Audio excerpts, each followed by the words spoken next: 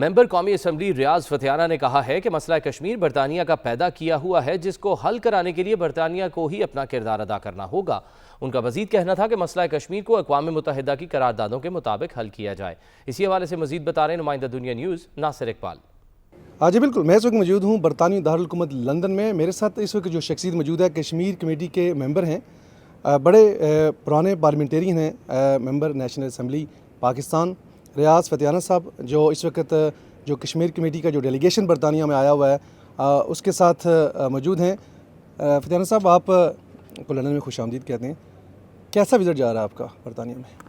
جی، ہمیں چند روز ہوئے یہاں آئے ہوئے، اور parliament, house of common, house of Lords کی پروسیڈنگ بھی ہم نے دیکھی ہے، اور وہاں پہ کافی میٹنگز بھی کی ہیں، اور ایک چھوٹی سی کشمیر کانفرنس بھی ہوئی ہے ان کی کمیٹی روم میں، جس میں سارے ممبران پارلیمنٹ جن کا تعلق ساری جماعتوں سے تھا، یہاں کے ڈیموکریٹک، یہاں کی conservative party, labour party, liberal party, اور کچھ انڈیپینڈنٹ بھی تھے، ان کے ساتھ کھل کر باتیں ہوئی ہیں۔ انہیں اپنا موقف بتایا ہے، اور بتایا ہے کہ کشمیر ایشو جو ہے نا، یہ بھارت پاکستان کی آزادی کا جو پروسیس تھا، جو 1947 میں مکمل ہوا، وہ مکمل نہیں ہوا۔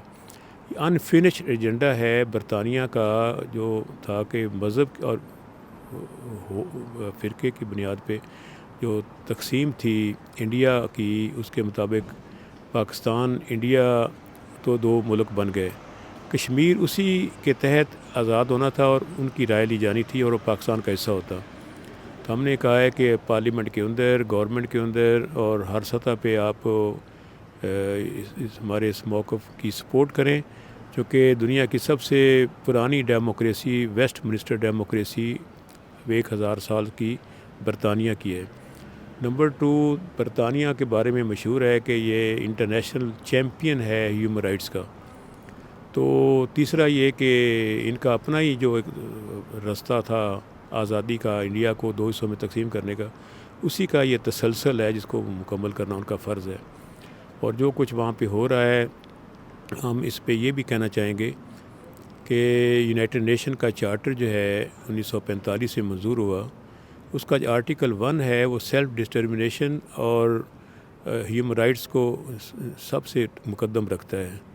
اور یونائٹڈ نیشن کے جو 2 کووننٹس ہیں 1966 میں منظور ہوئے، اس میں پولیٹیکل، سوشل، اکنامک، کلچرل، یہ سارے جو رائٹس ہیں ان پر عمل درآمد کرنا سب ملکوں کا فرض ہے، اور پاکستان، انڈیا دونوں اس کے سگنیٹری بھی ہیں، دونوں نے اس کو ریٹیفائی کیا ہے، اور دونوں نے اس کو اڈاپٹ کیا ہے۔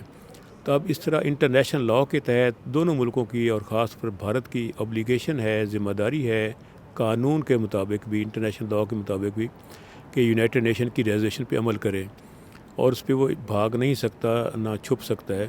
ہم یہی کہنا چاہ رہے ہیں کہ ہم لڑنا نہیں چاہتے، ہم امن پسند ملک ہیں، لیکن اگر ہم پہ جنگ ٹھونسی گئی، جس کی ایک جھلک آپ نے دیکھی، تو ہم اپنا دفاع کرنا بھی جانتے ہیں۔ اور پاکستان میں حکومت، اپوزیشن اور فوج ایک پیج پر ہے۔ جب پاکستان کی سالمیت کو خطرات درپیش ہوں گے تو سب سے پہلے پاکستان ہے۔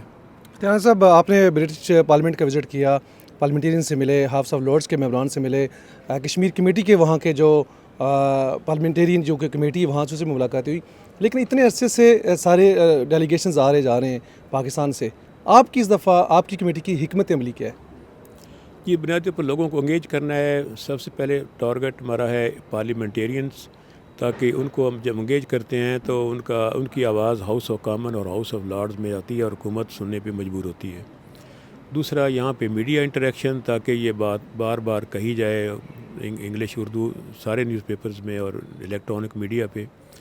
اور آپ نے دیکھا کہ پاکستان کے ہائی کمشنر جو یہاں پہ ہیں، انہوں نے 18 ٹی وی چینلز اور 3 اخبارات کو جو انٹرویو دیے، اس کا بڑا امپیکٹ کریٹ ہوا، تو میڈیا انٹریکشن بھی بہت ضروری تھی۔ تھرڈ ہے کہ یہاں پہ بڑی تعداد میں 1.5 ملین پاکستانی اور کشمیری موجود ہیں، تو یہ ہمارے سارے سفیر ہیں اوورسیز پاکستانی، ہم ان کو بھی انگیج کرنا چاہتے ہیں، تاکہ وہ جہاں کہیں ہوگا تو اس بات پر یہاں کے مقامی لوگوں کو کنونس کر پائے گا۔ جی بالکل، یہ تھے ریاض فتیانہ، ممبر پاکستان جو قومی اسمبلی ہے ہماری پاکستان کی، اس کے تو ان کا کہنا تھا کہ ہم امن سے رہنا چاہتے ہیں، ہم امن کے دائی ہیں، لیکن اگر ہمارے پہ جنگ ٹھوسی گی تو ہم اس کا جواب بھرپور طریقے سے دیں گے۔